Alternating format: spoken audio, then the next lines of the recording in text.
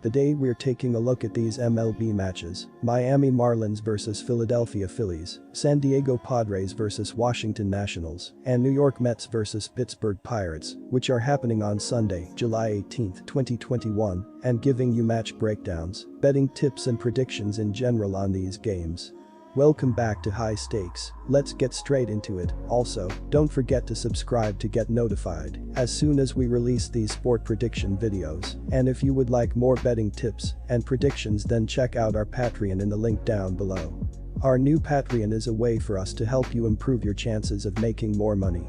5 plans are available for each and every one of you. You can get 30 extra betting picks all the way up to 270 extra betting picks per month. Stop wasting hours and hours of your time searching the internet for some fake betting predictions and losing your money because of it. Join High Stakes Patreon now and get the best betting picks and advices instantly. This would have been a more interesting matchup if Pablo Lopez was starting at pitcher. It was expected to go that way, but the Marlins reportedly put him on ice due to a rotator cuff strain in his right shoulder. His absence is a big problem for a Marlins team slated to stare down Zack Wheeler on the other end. Wheeler is already fuming from his loss to the Chicago Cubs. Considering the goose eggs he notched against the New York Mets and San Diego Padres prior to that loss, it could end up being a long afternoon for the Phillies on Sunday. The Miami Marlins entered this game in below average form as they have lost 4 of their last 6 games. On the bright side, Miami did manage to defeat Philadelphia on the road by 7 runs in its last game. In that game, Miami's offense was amazing as it scored 7 runs while recording 8 hits.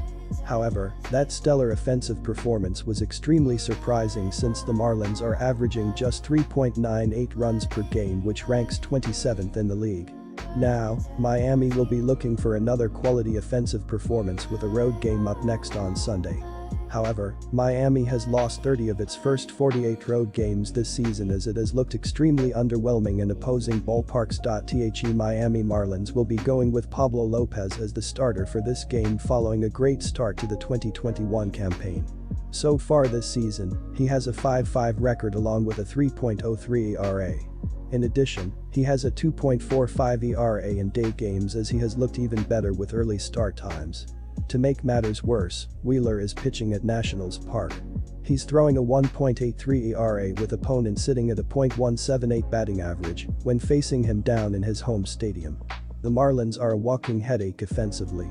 Their only saving grace has been their elite defense, but now, even that's in question with the injuries at pitcher. Someone at Citizens Bank Park mistakenly set the fireworks off in the 6th inning of the second game of the team's doubleheader on Friday. The sky party came when the Phillies were trailing 7-0 and on the brink of losing in a shutout.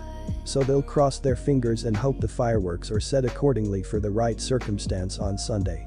The team might have caught a break with the absence of Pablo Lopez. We'll see who the Marlins slot in as a replacement pitcher, but Lopez was obviously an ascending option that could have caused real problems for the Phillies. This is clearly an opportunity for an offensive explosion given the sudden shakeup. We'll see if the Phillies can take advantage. Speaking of taking advantage, Zack Wheeler, 2.26 ERA, has been dubbed the starter for Philly. After shutting out both the San Diego Padres and New York Mets, the 31-year-old righty suffered his 5th loss of the season to the Chicago Cubs. So he'll be looking for an opportunity to make an example out of the Marlins' struggling batting lineup. My betting advice for that game is to pick Philadelphia Phillies. Washington's ace has been red hot when pitching at Nationals Park this season. He has only allowed 10 total runs in 47.1 innings on the mound, which basically has him sitting at a 1.90 ERA. That isn't an arm to take lightly when you're playing in his backyard. The Padres had it going offensively in the opener, but they haven't had it going consistently enough to think they'd just roll through an 8-time MLB All-Star pitcher. At least Scherzer was on the road when he wilted against the Nationals. Joe Musgrove, on the other hand, got hammered at Petco Park. That doesn't bode well for his road visit on Sunday.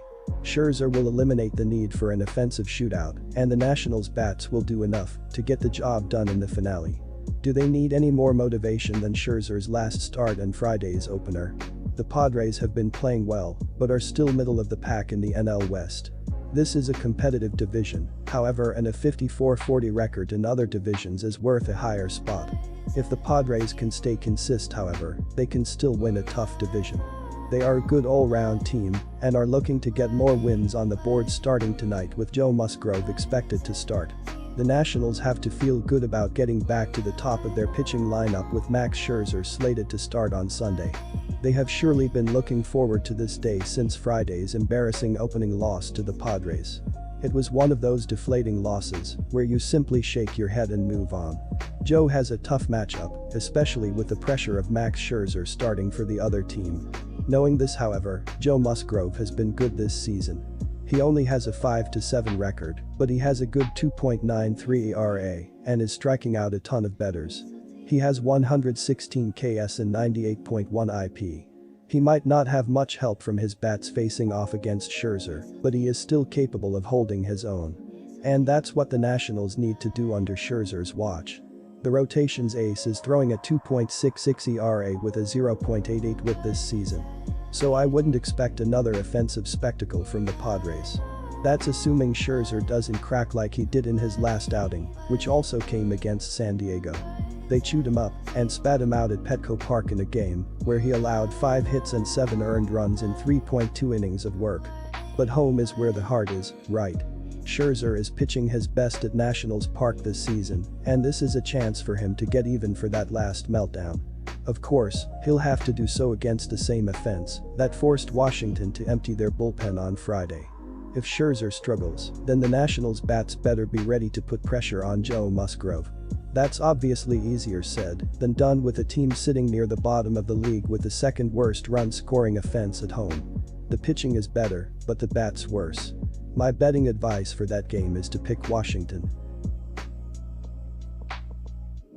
The Pirates are starting JT Brubaker, and this is good news for the Mets. The right-hander just surrendered a whopping 6 runs including 2 homers in 5 innings against this Mets team last weekend. Brubaker has hit a bump, giving up 11 runs and 5 home runs in his last 2 outings. While the Mets have managed to hold on to first place in the Weekend NL East for the majority of the season, offense has remained a problem for the club, and they managed just 1 run on 3 hits on Friday night in Pittsburgh.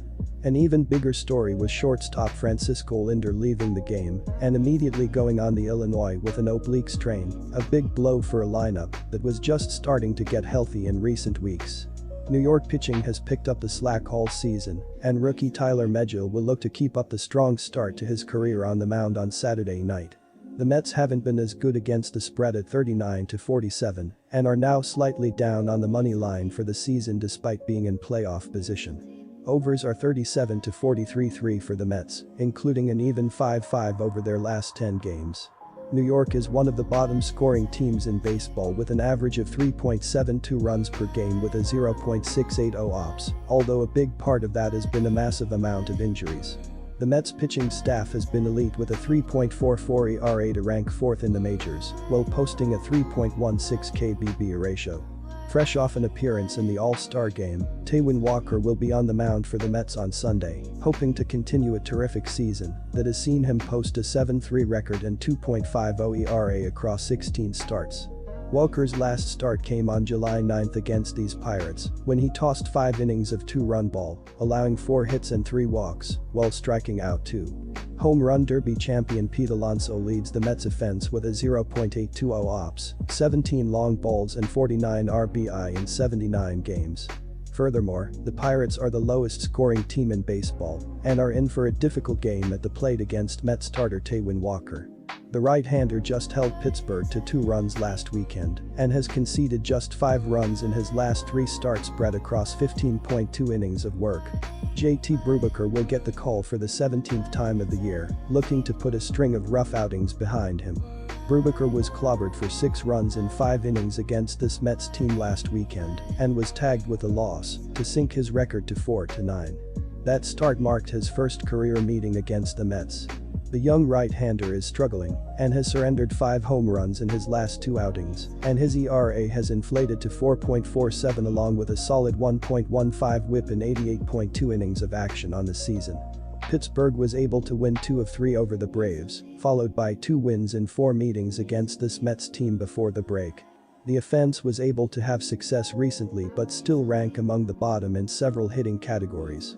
My betting advice for that game is to pick New York Mets on the money line. Good luck to all of you. That's it for this video. Stay tuned and stay safe for the next betting tips and advice.